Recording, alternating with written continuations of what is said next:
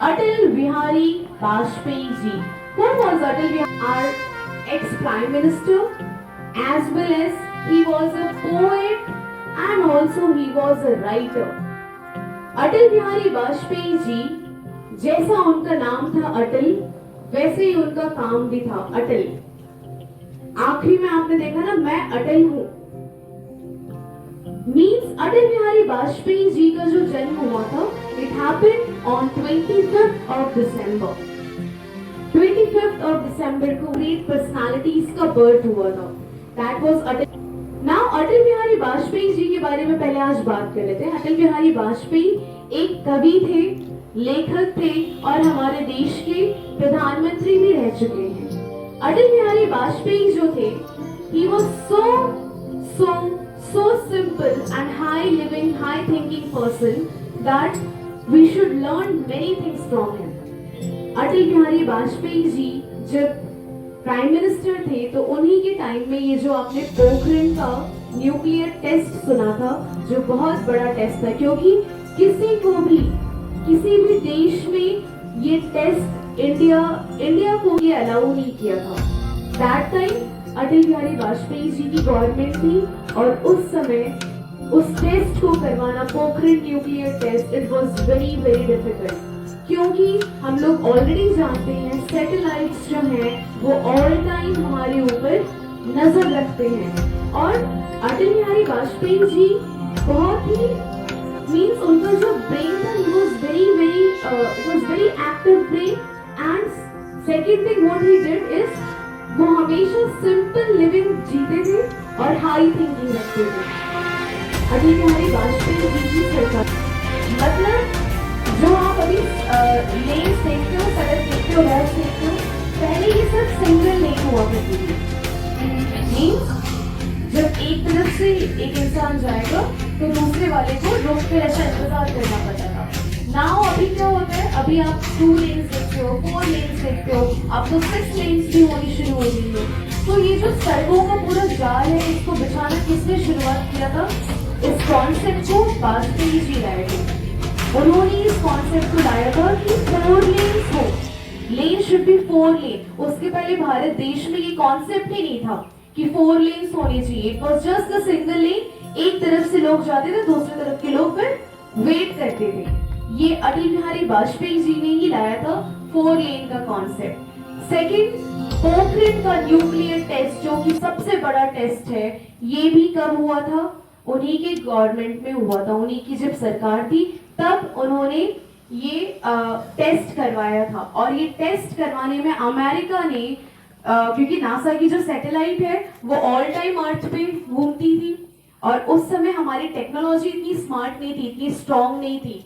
That time America used to always have a 24/7 कि India में क्या हो रहा है, इंडिया में कब कोई ऐसा टेस्ट तो नहीं करे, क्योंकि सारे देश ने मना कर दिया था कि अगर भारत ने कोई भी न्यूक्लियर टेस्ट कराया तो हम कोई भी प्रोडक्शन अपना नहीं करेंगे, कोई भी इंपोर्ट एक्सपोर्ट इंडिया से नहीं आएगा, भारत देश को एक्सेप्शनल कर देंगे, बाहर निकाल देंगे, कोई भी हमारा ना वहां कोई जाएगा ना कोई हम हेल्प करेंगे। और जो कि ये बात कब की है, ये बात 1947 में हमारा इंडिया आजाद हुआ।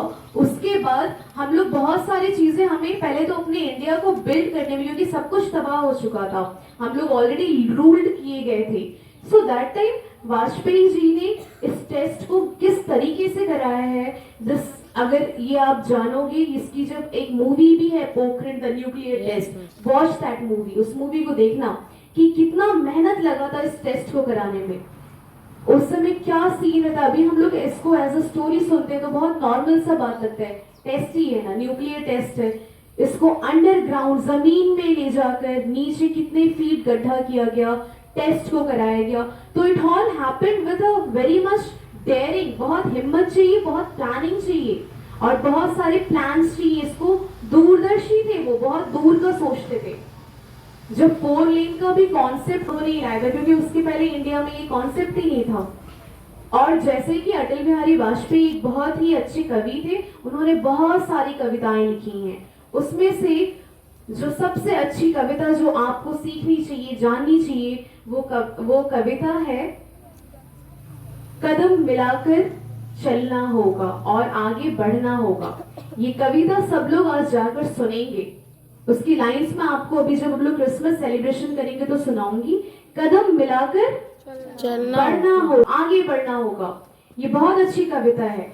हमें अटल बिहारी वाजपेयी जी से जो सीखना चाहिए वो ये सीखना चाहिए कि सिंपल लिविंग करनी है और हाई थिंकिंग करनी है। अपने थिंकिंग को बहुत ही हाई करना है।